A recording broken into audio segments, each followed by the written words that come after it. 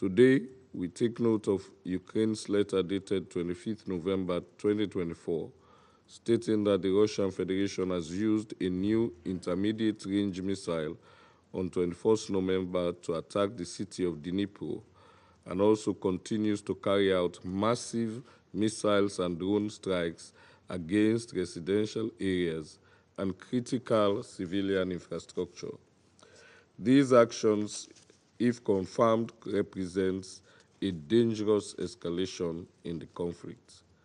We further take note of reports from Ukraine of multiple attacks that continue to target and damage electricity and gas facilities, despite the looming winter, and also numerous civilian facilities across Ukraine.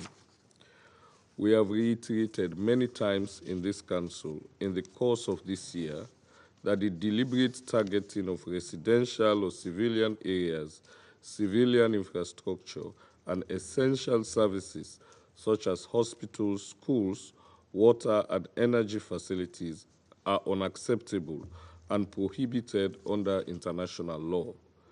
It poses a significant threat to the safety and well-being of the most vulnerable and protected populations, violating the basic tenets of humanity and the principles of international humanitarian law. Sierra Leone also deems as unacceptable attacks on civilians, vital civilian infrastructure, and protected objects. We call on all involved parties to take all necessary measures to avoid further civilian casualties and damage to civilian infrastructure. Madam President, the deteriorating security situation also continues to have devastating humanitarian consequences on the civilian population.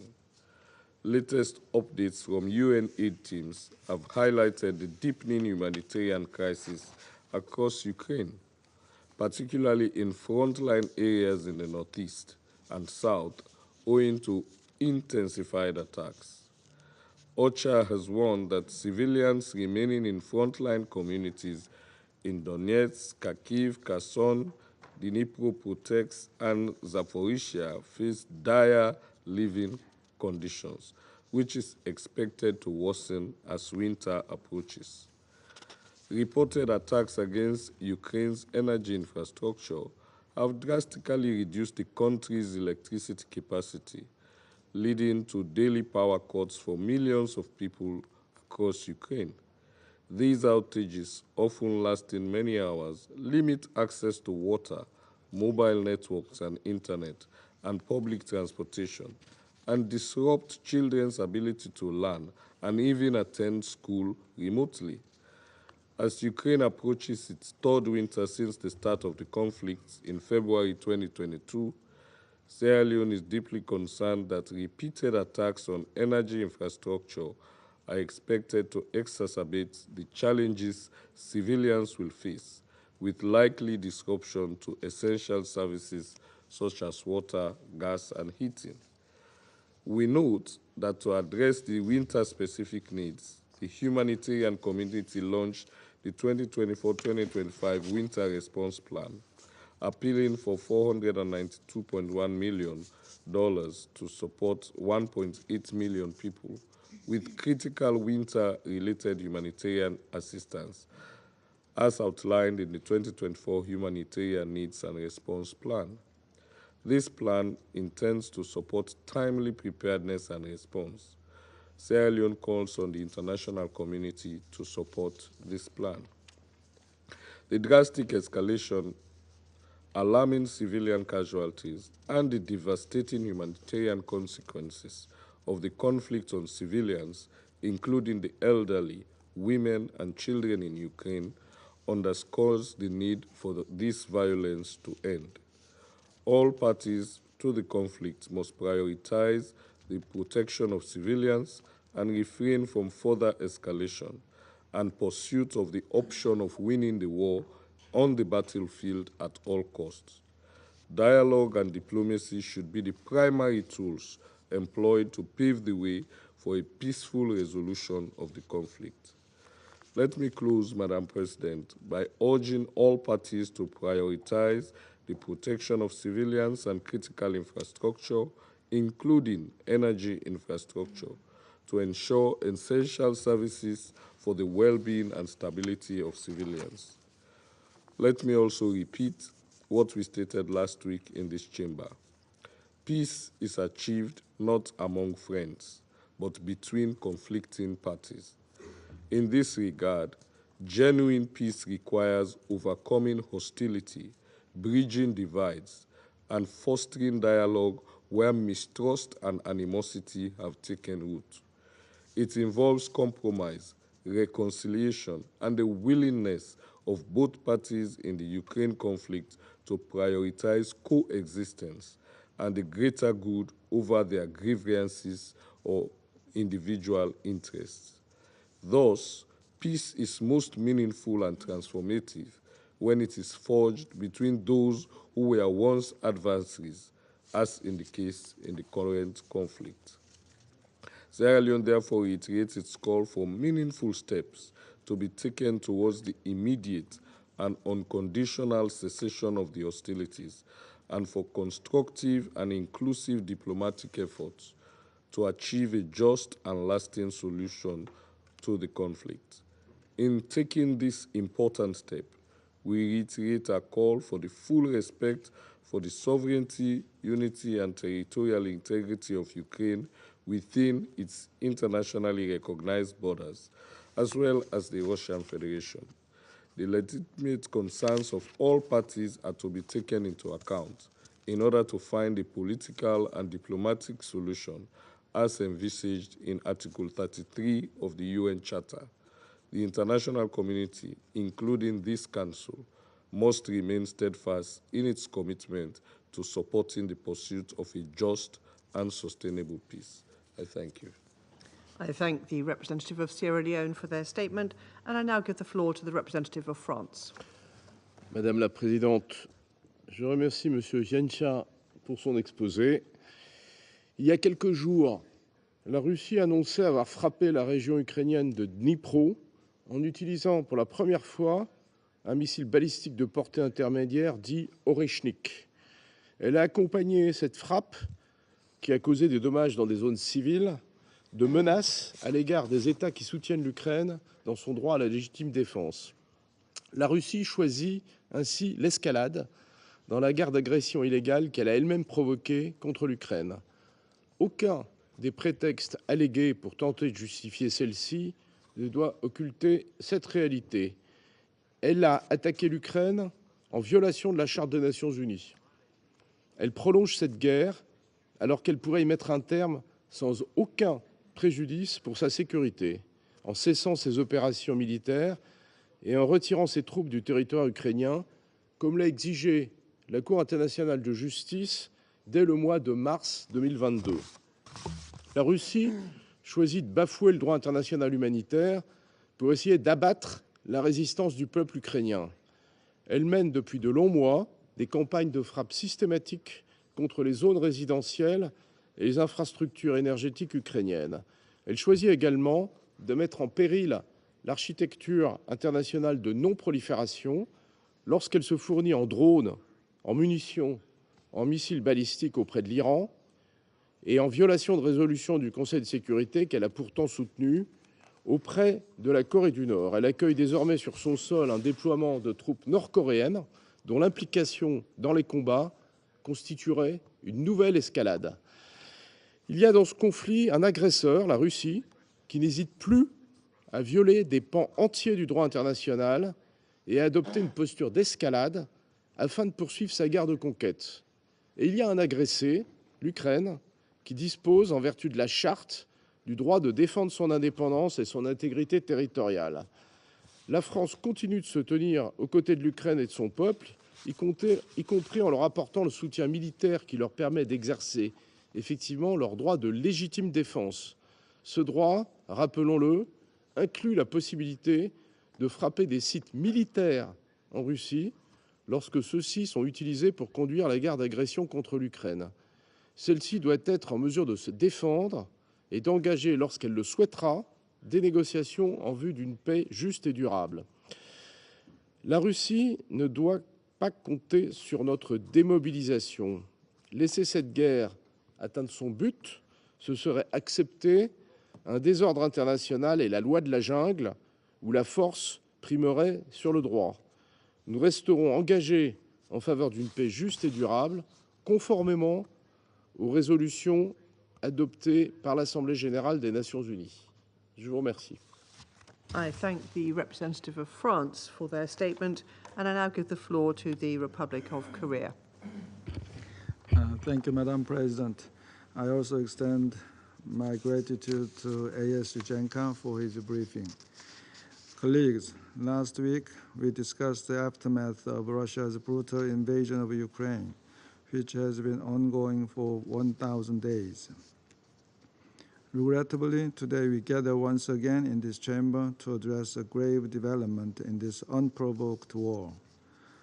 Last week, I highlighted that Russia is undermining the international order and the global non-proliferation regime. However, recent developments over the past week are even more alarming. On November 19th, Russia announced the revision of its nuclear doctrine. This new nuclear doctrine allows for a nuclear response to aggression from a non-nuclear weapon state if supported by a nuclear weapon state, lowering the threshold for nuclear engagement. In addition, Russia launched an intermediate-range ballistic missile, IRBM, and this attack marks the first time that such systems have been used in combat. It is worrisome that Russia is dangerously blurring the lines between conventional and nuclear warfare by taking these escalatory actions. Madam President, the war in Ukraine is becoming further complicated with the DPRK's full involvement. Initially, North Korea supported Russia's invasion of Ukraine and was one of the only 5 member states that voted against the General Assembly resolution on March 2, 2022, entitled Aggression Against Ukraine, which deplored the aggression and demanded a full withdrawal of Russian forces. Starting about August last year, the DPRK has shipped about 20,000 containers to Russia. To date, it is estimated that Pyongyang has provided approximately 9.4 million artillery shells. Furthermore, North Korea has recently transferred not only munitions, but also artillery launch systems. My government estimates that around 150 units of 170 millimeter howitzers and 240 millimeter multiple rocket launchers have been delivered to Russia. About 11,000 North Korean soldiers have been dispatched to Russia, and some of them are now actively engaged in combat operations in the Kursk Oblast. While my government is investigating specific intelligence related to North Korean casualties, the estimated casualty toll remains unverified. The rapid pace of these developments makes it challenging for us to even keep up with unfolding events these days. Nevertheless, one thing is clear. All of these activities are blatant violations of multiple Security Council resolutions. Madam President, North Korea's increasing involvement in Russia's war against Ukraine carries serious implications. First, with North Korean troops and weapons on the battlefield, the conflict between Russia and Ukraine is being internationalized and evolving into a broader confrontation. Russia can now rely on additional military resources and manpower from the DPRK to bolster its operational capabilities and sustain its military efforts. In fact, we are even facing the potential for an additional deployment of North Korean troops, as more personnel may be needed to supplement and maintain existing troop levels. Second, North Korea's full participation in the war provides Pyongyang with greater access to Russian resources and military technology. In return for sending its troops, my government assesses that the DPRK has received from Russia not only economic benefits, but also anti-aircraft missiles and equipment to reinforce its weak air defense systems. The DPRK may acquire advanced military technology, material, and equipment to advance its illegal nuclear program. With Russia's direct backing, an emboldened North Korea will likely intensify pursuit of its illegal nuclear ambitions and provocative actions, thus further destabilizing the Korean Peninsula and beyond. Third, we are currently witnessing an ominous collusion. A permanent member of the UN Security Council, with its top-tier military technology and lowered nuclear threshold, is collaborating with an impoverished and isolated regime, well known for brutally oppressing its own people. The leader of the regime is sending soldiers into distant battlefields to be used for Russia's reckless tactics, while siphoning off their salaries from Russia into the regime and funding illegal WMD development. Such a collusion, if unchecked, could profoundly shake the foundation of the international order based on the UN Charter. The international community should stand united in condemning such collusion and calling for an immediate halt to the illegal cooperation. Madam President, to conclude, the Republic of Korea once again urges Russia and North Korea to cease their military cooperation and immediately withdraw their troops. We also take this opportunity to reaffirm our steadfast position to support Ukraine's defending its people and territory in accordance with the UN Charter and international law. For our part, we will respond resolutely to any threat to our national security in cooperation with the international community, and will take corresponding measures depending on ensuing developments related to Russia-DPRK military cooperation. I thank you, Madam President. I thank the representative of the Republic of Korea for their statement, and I now give the floor to the representative of Ecuador. Gracias, Presidenta, y agradezco al subsecretario Yencha por su detallado informe. A más de 1000 días del inicio de la invasión a Ucrania, nos enfrentamos a un escenario que ha adquirido una nueva dimensión: la constante escalada de la violencia y el uso de armamento cada vez más devastador amenaza con llevarnos a un punto de no retorno, generando un clima de incertidumbre y temor que resuena a nivel global. Hace apenas 9 días, la secretaria general adjunta Di Carlo recordó a este Consejo sobre las devastadoras consecuencias de la guerra. Más de 12,000 civiles han perdido la vida, incluidos más de 600 niños. Ciudades enteras han sido reducidas a escombros, la infraestructura civil, incluidas más de 1,300 escuelas y 580 instalaciones médicas, han sido sistemáticamente destruidas. Ucrania se ha convertido en uno de los lugares más minados del mundo, con casi una cuarta parte de su territorio contaminados por minas. La amenaza de un invierno devastador agravada por la destrucción de infraestructuras críticas y el ataque continuo contra la red energética de Ucrania pone en riesgo a millones de personas que dependen de ayuda humanitaria para sobrevivir.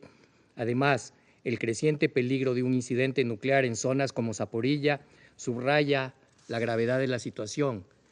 Presidenta, colegas, mientras continúe la guerra, persistirán las necesidades humanitarias. El invierno trae nuevos retos. La comunidad internacional debe redoblar sus esfuerzos para garantizar una respuesta humanitaria sostenida y coordinada que priorice a quienes se encuentran en las comunidades de primera línea y en las zonas aledañas. Esto incluye el fortalecimiento de los servicios esenciales como la salud mental, así como el apoyo jurídico y psicosocial para las víctimas, especialmente los niños y mujeres que han sufrido traumas irreparables.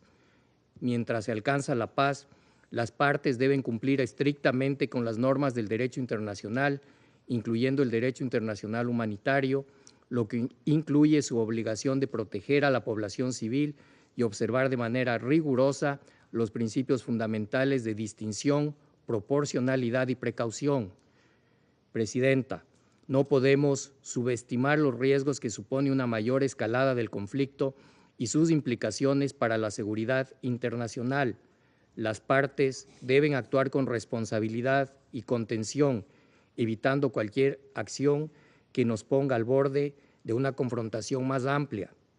Por ello, resulta preocupante la movilización de miles de soldados de la República Popular Democrática de Corea hacia la zona de conflicto y su potencial participación en las hostilidades. De igual forma, la utilización de armamento que pueda exacerbar la situación debe evitarse. Ha llegado el momento de detener la violencia y la destrucción. Los ciudadanos ucranianos y rusos merecen vivir en paz. El mundo no puede permitirse un conflicto de mayores proporciones. La comunidad internacional debe redoblar esfuerzos para generar las condiciones propicias que permitan retomar el diálogo y alcanzar un cese al fuego inmediato.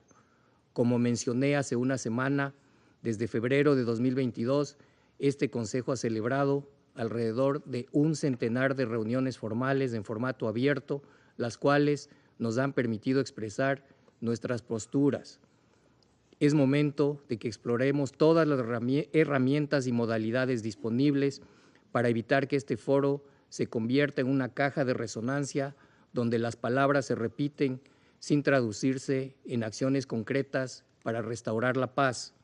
Durante este debate ha surgido un denominador común en las intervenciones. Primero, la necesidad de respetar de manera irrestricta los principios consagrados en el derecho internacional y en la Carta de las Naciones Unidas. Y segundo, el imperativo de fomentar una desescalada ante los riesgos que plantea este conflicto. El Ecuador coincide plenamente con estos llamados y reafirma su apoyo a la soberanía, integridad territorial e independencia política de Ucrania, así como su disposición por respaldar cualquier iniciativa que permita avanzar hacia una solución negociada que conduzca a una paz justa y sostenible basada en el derecho internacional y los principios de la Carta de la ONU. Gracias, Presidenta. I thank the representative of Ecuador for their statement. I shall now make a statement in my capacity as the representative of the United Kingdom. I'd like to start by thanking ASD Yencha for his briefing today. Colleagues, last week we marked 1,000 days since Russia launched its illegal, full-scale invasion of Ukraine. We recalled the devastating impact the war has had upon the Ukrainian people and the world, and reiterated our steadfast commitment to ensuring Ukraine gets the support it needs to defend itself and to achieve a just and lasting peace in line with the UN Charter. President Putin has demonstrated time and again that he has no interest in such a peace. In recent weeks and months, Russia has intensified its attacks on Ukraine. First, it has stepped up the use of indiscriminate glide bombs against Ukrainian cities.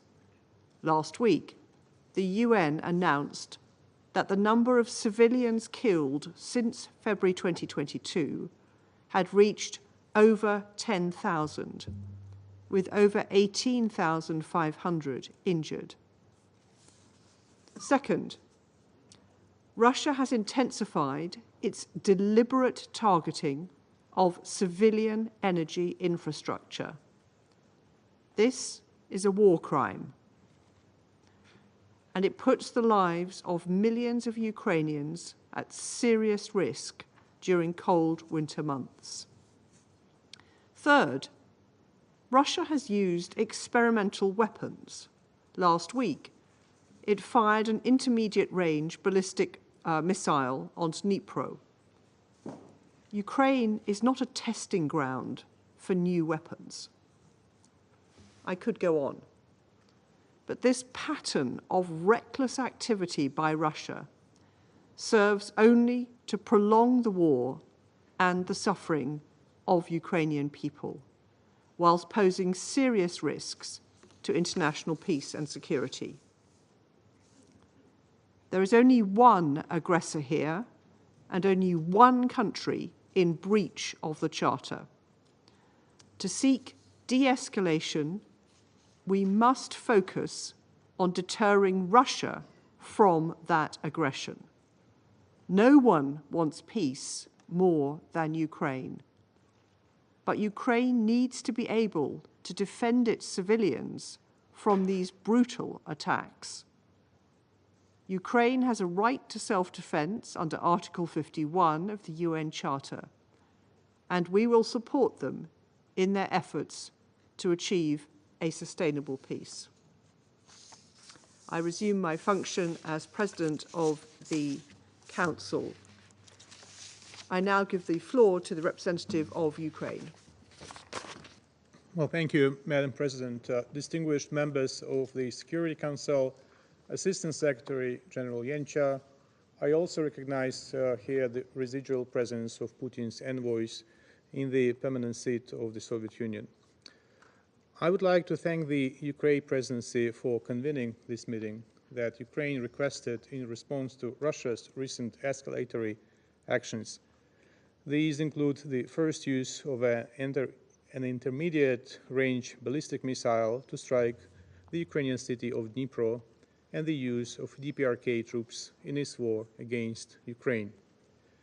The ongoing deployment of DPRK troops to support Russia remains one of the clearest indicators of Moscow's unwillingness to de-escalate, alongside the weapons supplies Russia has been receiving from Pyongyang for over a year.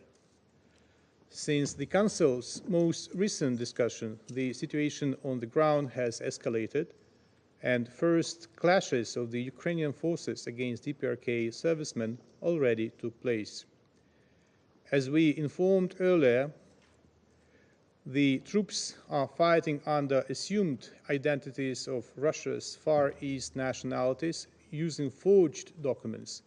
Primarily, they operate as combined arms units trained for action in the European theater of military operations. The DPRK is now entering the war in a fully fledged manner. According to available information, its current military contingent of 11,000 troops could quickly be increased to 100,000. The question of whether the Pyongyang regime truly requires such a substantial number of combat-trained servicemen solely to assist its Russian allies is rhetorical at best. The answer to this question is self-evident, and while it may be uncomfortable, acknowledging this reality is essential. Otherwise, an appropriate and adequate response would be unlikely. According to the publicly available information, the DPRK had sent more than 20,000 containers of artillery, missiles, and other conventional arms to Russia since August 2023 to replenish its dwindling weapons stockpiles. As reported by Ukraine's military defense intelligence, Pyongyang has supplied Moscow with 100 Kan-23 and Kan-24 short-range ballistic missiles. The first use of these weapons by Russia against Ukraine, including against residential areas and civilian infrastructure, was recorded at the end of 2023. In 2024, Ukraine has documented approximately 60 launches of such missiles, according for 1/3 of all ballistic missile attacks carried out by Russia this year. Furthermore, recent reports from the expert community point to satellite images that reveal the DPRK is expanding a manufacturing complex in the city of Khamkung. This industrial facility assembles Kan-23 short-range ballistic missiles, which Russia has used against Ukraine, including for targeting residential areas and civilian infrastructure. The satellite images reportedly taken in early October show the construction of what appears to be an additional assembly building, as well as a new housing facility likely intended for workers. Additionally, there have been recent reports that Russia received 170mm self-propelled howitzers and 240mm multiple rocket launch systems from the DPRK. Let me recall that the transfer of ballistic missiles, along with any other arms and related material from the DPRK to Russia, flagrantly violates multiple United Nations Security Council resolutions. The training by the Russian Federation of DPRK regular units, including those recently deployed in the Kursk region, constitutes a violation of Security Council Resolutions 1718, 1874, and 2270. In turn, DPRK soldiers providing or receiving any training or other assistance related to use of arms is also a violation of the mentioned resolutions. We reiterate that Pyongyang's support comes at a price, and this is an access to Russian technology in missile, nuclear, and other military programs. It is crucial to understand that this price is paid not so much by Russia, but by the world. Failure to act decisively will be far more costly in the long run than taking strong and timely measures today.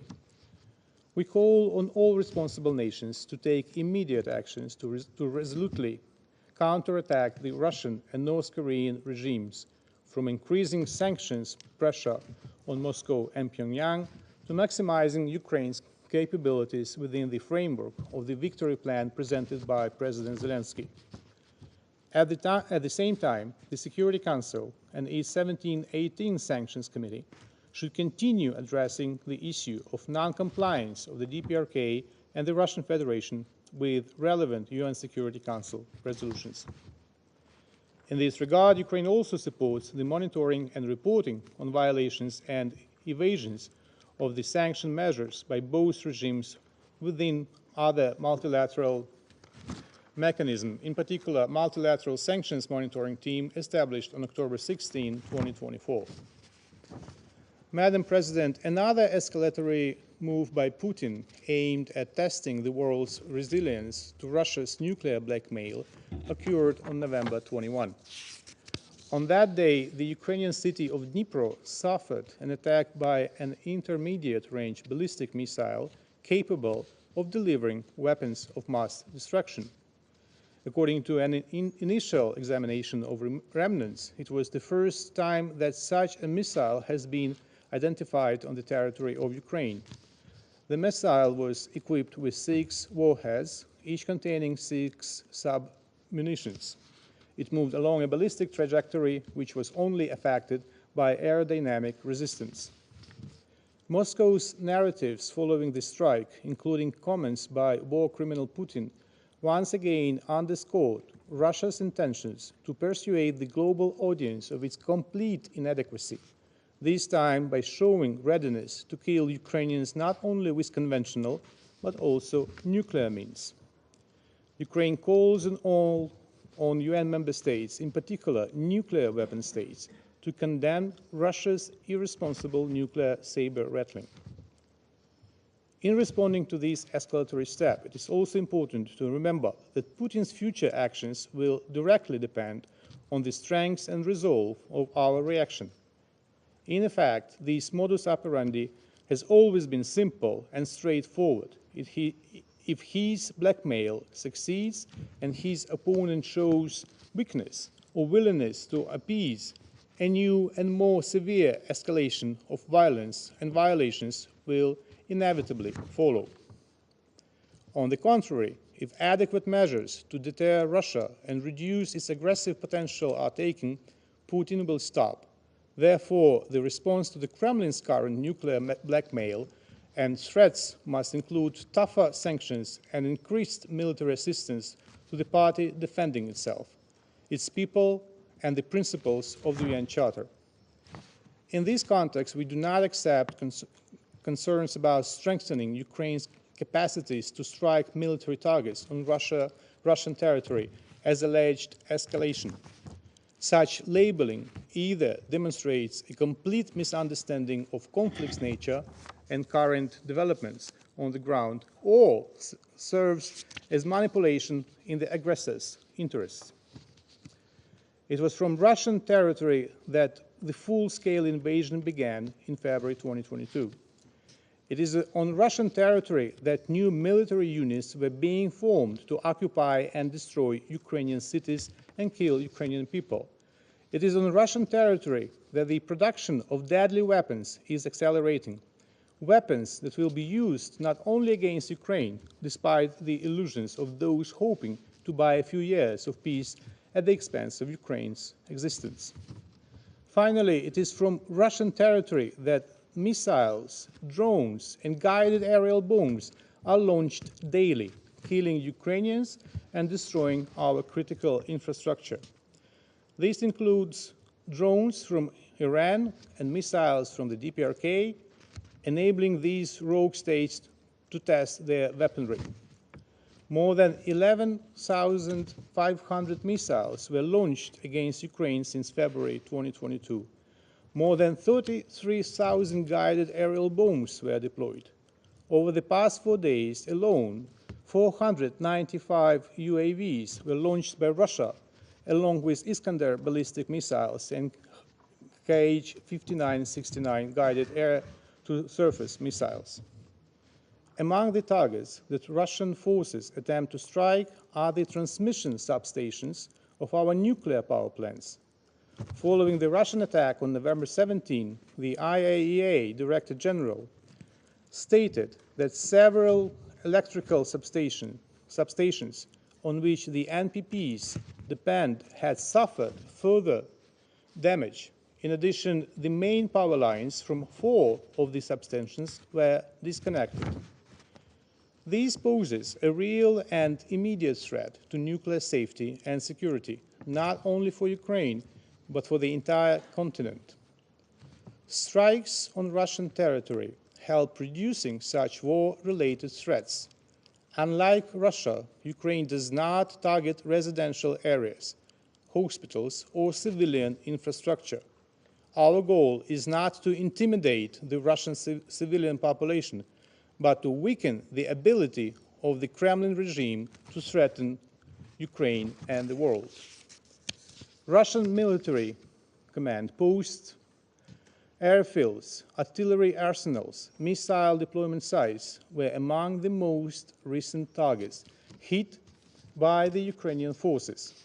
Every target struck means a Ukrainian life saved, somebody's home or power station preserved. Ukraine will continue to exercise its inherent right to self-defense under Article 51 of the UN Charter. This right, I remind you, does not impose geographical limitations on defending against an armed attack. At the same time, Article 51 does not allow an aggressor to hide its violations under the guise of the right to self-defense, as self-defense applies in cases where an armed attack occurs or is imminent.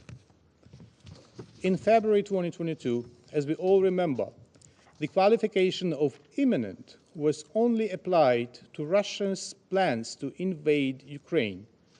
The plans that Russia denied in this very chamber a week before the invasion at the level of its deputy foreign minister. Russia must understand that its every attempt to expand the war will have consequences. This serves to sober the aggressor state, disrupts its plans, and enforce it toward peace. A comprehensive, just, and lasting peace based on the UN Charter, not on deceitful appeasement reminiscent of Munich 1938. The former could be achieved through 2 things: helping Ukraine and increasing pressure on Russia, and if the latter prevails, the price for all of us would be far too high. One speaker today has said that he cannot help but wonder, can those caught in the war be reunited with their families? Is there anyone they can be thankful for? Can they have a happy and peaceful tomorrow? End of quote. The answer is yes. There are 141 countries in the General Assembly they can be thankful for. The countries who voted for the condemnation of the Russian aggression in March 2022. The answer is yes. There are 141 countries they can be thankful for who call a spade, who voted in February 2023 for the resolution on the principles of the UN Charter underlying just, comprehensive, and lasting peace in Ukraine, including Ukraine's territorial integrity within its internationally recognized borders. Yes, they can be thankful for to dozens of countries that help Ukraine with air defense systems, with means to destroy military bases in Russia, where hundreds of missiles are launched to kill Ukrainian children, women, and men. And I want to conclude with my profound gratitude to all those countries that have been supporting Ukraine through almost 3 years of this bloody war. Thank you. I thank the representative of Ukraine for their statement. I now give the floor to the representative of Poland. Madam President, I would like to thank ASG Mirosław Jęcia for his briefing. As it was mentioned just last week, we gathered in this council to mark the milestone of the 1,000 days since Russia's unprovoked and brutal invasion of Ukraine. This sobering anniversary should have served as a wake-up call to the international community. Yet, Russia, undeterred, has chosen to escalate the conflict further, demonstrating a blatant disregard for international law and human life. Furthermore, Russia's increasingly active support from other states is transforming this war into a collective act of aggression. Madam President, Russia has intensified its aggression against Ukraine through a combination of verbal threats and military actions. The recent attacks against Dnipro on the November 21st, targeting Ukrainian civilians and civilian infrastructure with the use of the modified RS-26 Rubesh intermediate-range ballistic missiles Oreshnik, capable of carrying nuclear warheads, represents a new level of danger in the conflict with Ukraine. This move, coupled with the revision of Russia's nuclear doctrine, constitutes another instance of nuclear saber-rattling, further undermining the global security architecture. Such behavior not only threatens the stability of Ukraine and the region, but also increases the risk of wider conflict and nuclear proliferation. The Kremlin's aim is clear: to intimidate Ukraine and its supporters and sway public opinion to deter international support, but this will not happen. The international community must send a clear message to Russia: its nuclear threats will not be tolerated. Poland strongly opposes and deplores such reckless actions, calling on Russia to cease its aggression, withdraw its troops from internationally recognized territory of Ukraine, and return to the path of diplomacy. We reiterate that Ukraine's defensive operations to diminish Russia's capacity to wage its illegal war are a legitimate exercise of an inherent right to self-defense, fully in line with the international law and Article 51 of the UN Charter. In contrast, Russia, as an aggressor, continues to violate fundamental principles of international law, including the prohibition of the use of force against the territorial integrity and sovereignty of any state and international humanitarian law. Russian authorities and soldiers must be held accountable for all crimes committed in Ukraine. If they go unpunished by international justice, aggressive Moscow could inspire other actors to replace international law with the might makes right approach. This could lead to a world where coercion and intimidation replace peaceful negotiations and time-consuming reconciliation in every region. Madam President, any further peace must be grounded on the UN Charter and international law and must be negotiated and agreed upon by Ukraine. We believe that the President Zelensky's peace formula currently best embodies these principles, and I thank you. I thank the representative of Poland for their statement, and I now give the floor to His Excellency Mr. Stavros Lambrinidis, Head of the Delegation of the European Union to the United Nations. Thank you. Thank you, Madam President. I have the honor to speak on behalf of the European Union and its member states. I want to thank you for organizing this meeting, and also special thanks to Jerzy Jęcia for his briefing. Colleagues, only last week, we marked 1,000 days since Russia's unprovoked and unjustified full-scale invasion of Ukraine. I delivered a statement at that occasion in front of this chamber on behalf of the EU and its member states again. And today, we are compelled to meet once again after Russia, once again, stepped up its offensive with a new wave of escalations. The past days, Russia has intensified its massive aerial assaults against Ukrainian cities, once again killing innocent civilians, including children. It has once again inflicted further damage on Ukraine's energy infrastructure, also endangering nuclear safety and security as nuclear sites need a secure off-site power supply. It has once again expanded its use of arms, firing a new ballistic missile against Dnipro. And it has once again deepened its military cooperation with the DPRK, now deploying thousands of North Korean troops to support its war of aggression in violation of UNSC resolutions.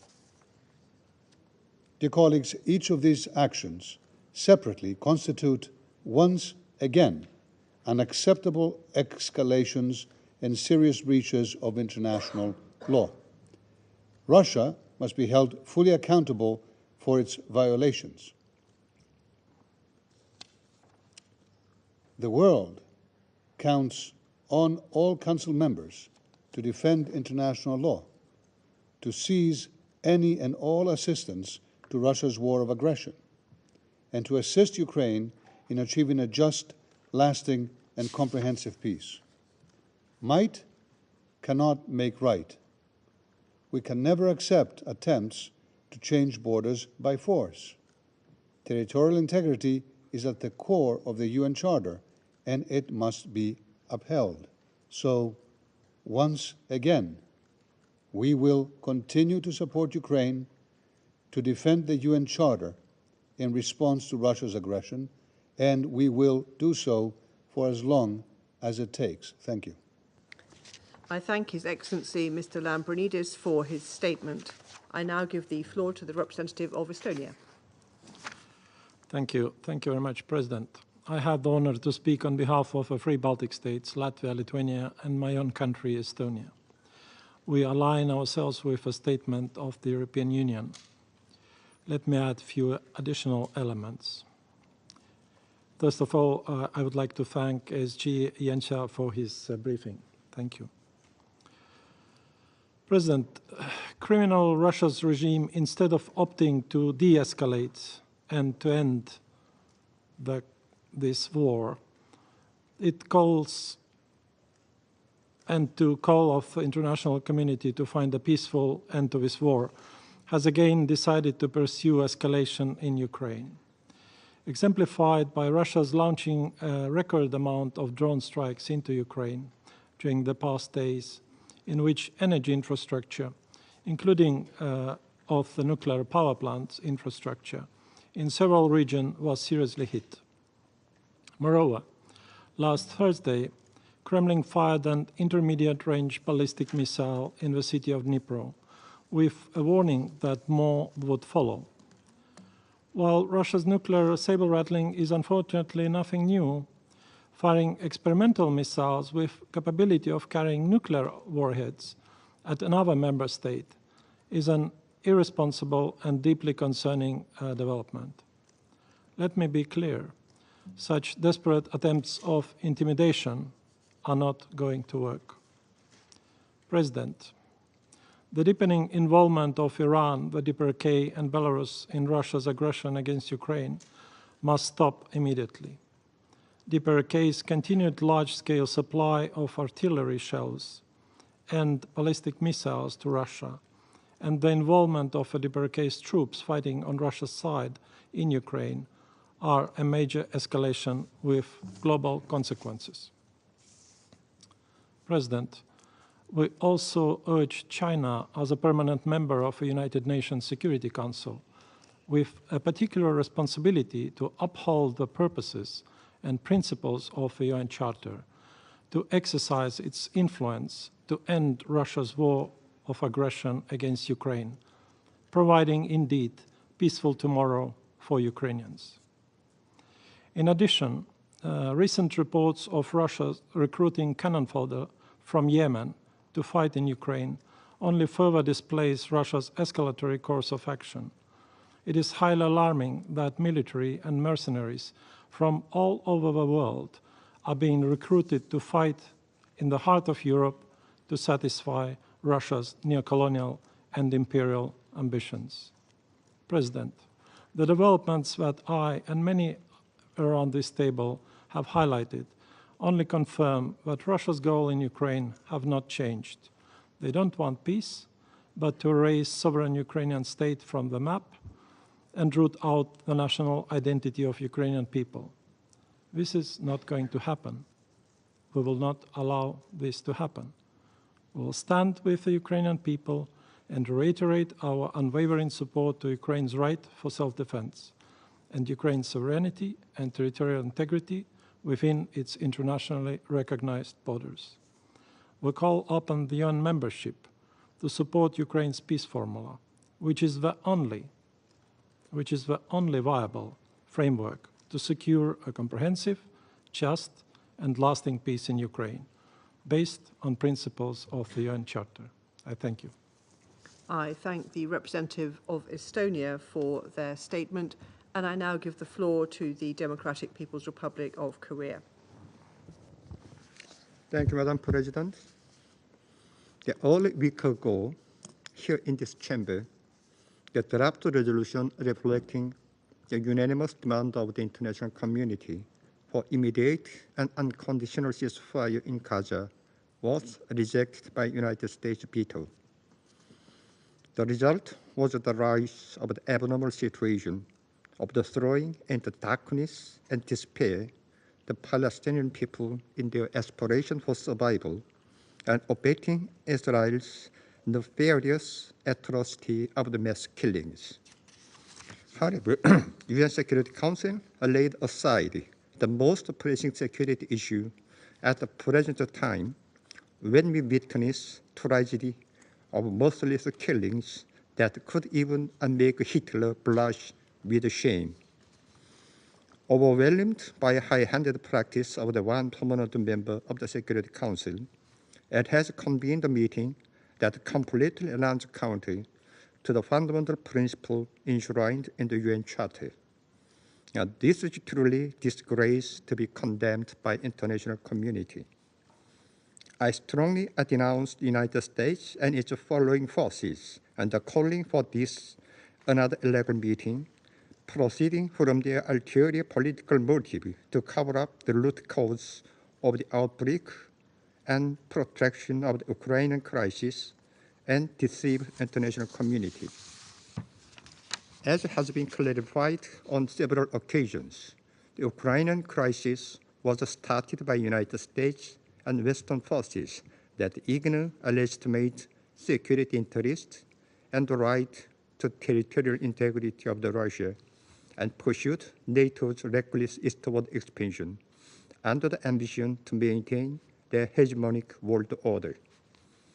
It is none other than United States and Western forces that ruptured hard-won peace talks between Russia and Ukraine at the beginning of the event, and that caused announced civilian casualty and prolonged the crisis by systematically supplying the various lethal weapons to Kiev authority, obsessed with the pipe dream to deal a strategic blow to Russia. Today, the Ukrainian crisis is plunging into almost grave and irreversible phase as present U.S. administration, nearing end of its term, has irresponsibly allowed the Kiev authority to strike area with Russia with weapons supplied by it, and some Western countries followed suit. Ukraine invaded Russia's Kursk in August, the killing of numerous civilians, and recently, with public support from the United States and the West, it even went on to commit a dangerous crime of attacking Russian territory, using United States surface-to-surface missile ATACMS and UK air-to-surface cruise missile Storm Shadow. All facts give a clear answer to who is main culprit that further escalating Ukrainian war and aggravating tensions. Russia's counterstrike on November 21st is the exercise of the just and legitimate right to self-defense and served as a serious warning to the US and Western countries in the war mania. The pressing issue to be addressed at the UN Security Council at the present is the act of undermining peace by the United States and its allies that are inciting confrontation and conflict among countries while running amok to strengthen aggressive alliance and arms buildup driven by their ambition for hegemony. Just as fascisms in Europe and Asia collude with each other to throw the world into turmoil in the last century, the reactionary forces in the West and the East today, allied under the buttons of the United States, are now attempting to establish rapacious and tyrannical order across the world. The United States in particular is expanding nuclear-sharing military alliance system while escalating military pressure and provocation against the DPRK through deployment of its vast array of the strategic strike means and forces of the allies in the vicinity of our state. Such being the case, the United States is still picking holes on legitimate development of the relation between independent sovereign states by mastering its satellite forces. It cannot but mockery of an insult to the UN Charter. Under the Treaty on Comprehensive Strategic Partnership, which fully conformed to UN Charter and international law, the DPRK and Russian Federation are developing bilateral relations in all fields, including politics, economy, military, and culture, and maintaining contact with regard to each other's security and development of the situation. The DPRK will remain faithful to its obligation under the treaty and continue to strengthen and develop relations with the Russian Federation in order to defend fundamental interests of the peoples of both countries, contribute to regional and global peace and security, and realize international justice. The righteous international community should never tolerate such acts of the United States in its followers that infringe upon the sovereignty and disturb the peace in their attempt to obstruct development of the legitimate friendly relation between sovereign states and impose tragic war and catastrophic disaster. Rather, it should run out in the struggle to safeguard justice and equity, peace and stability. I thank you. I thank the representative of the Democratic People's Republic of Korea for their statement. The representative of the United States has asked for the floor to make a further statement. I give them the floor. Thank you, Madam President. I apologize for taking the floor a second time. I just wanted to make a very general point and ask a question, if I may. To be clear, the deployment of DPRK troops to help Russia carry out its illegal war of aggression against Ukraine and the Ukrainian people has fundamentally changed the nature of this war, posing not only a growing threat to Ukraine, but also an increasing threat to broader European security. The United States will continue to take, and its allies, to take all steps necessary to help Ukraine defend itself and to ensure allied security. And my last point is just a question to the representative from the DPRK regime. It's a very simple question, and I think this Council would appreciate a very succinct answer.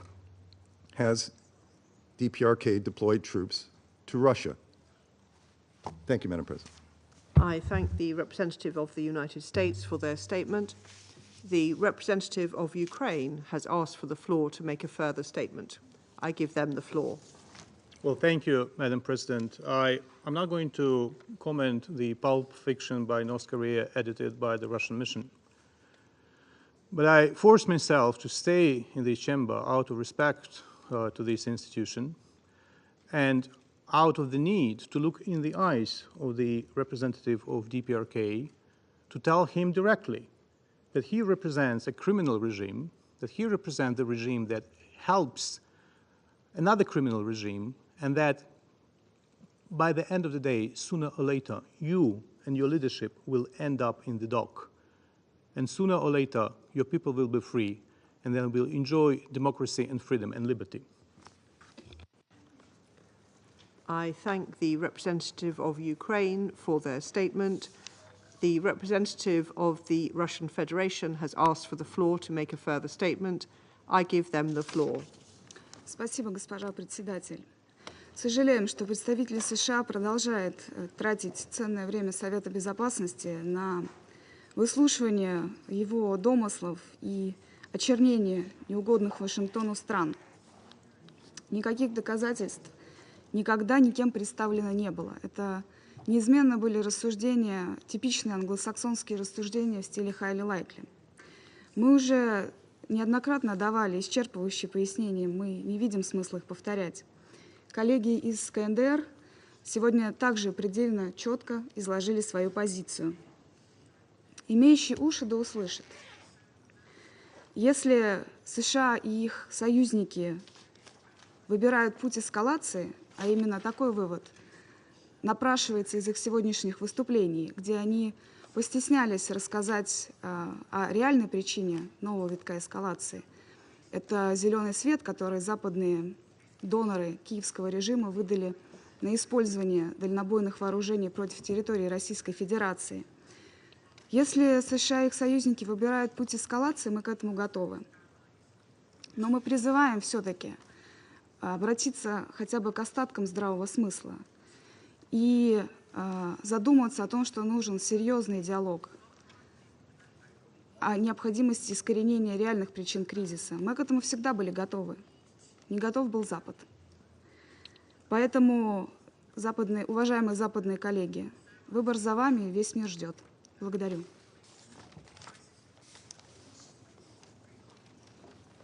I thank the representative of the Russian Federation for their statement. The representative of the Democratic People's Republic of Korea has asked for the floor to make a further statement. I give them the floor. Thank you, Madam President. I want to take a floor to reaction the comment made by United States delegate. It is legitimate right for DPRK to develop the relation with the Russian Federation. The treaty and comprehensive strategic partnership between DPRK and Russian Federation is fully conform to international law and the UN Charter. Therefore, the DPRK will remain faithful to its obligation under that treaty. I thank you. I thank the representative of the Democratic People's Republic of Korea for their statement. There are no more names inscribed on the list of speakers. Before adjourning this meeting, as this is the last scheduled meeting of the Council for November, I'd like to express the sincere appreciation on behalf of the United Kingdom to the members of the Council and to the Secretariat for the support they have provided this month. We also thank the technical support team, the conference service officers, the interpreters, the translators, the verbatim reporters, and the security staff for enabling the Council to carry out its meetings. As we end our presidency, we wish the delegation of the United States good luck in the month of December. The meeting is adjourned.